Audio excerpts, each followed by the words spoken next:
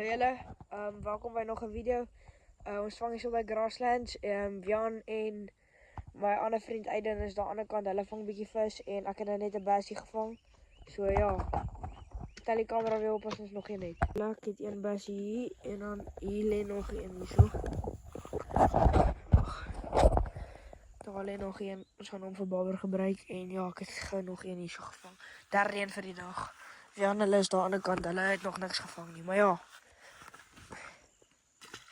Dan het 'n lekker paling hierso. Midday paling. So ja, is 'n mooie in die middel van die dag. Lekker Jan, wat sê jy? Nee, is 'n lekker paling. Ja, mooi. Hy het hom net hierso gevang, maar hy het hom daarso gegooi. Ja, wat sê jy? Lekker paling. So julle het ons maar net 'n kort videoetjie van wat gewys het ons wat ons gevang het. So ek hoop julle het dit geniet. Asseblief like en subscribe en ek wil net 'n shout-out gee vir Tiger Timers Africa Fishing.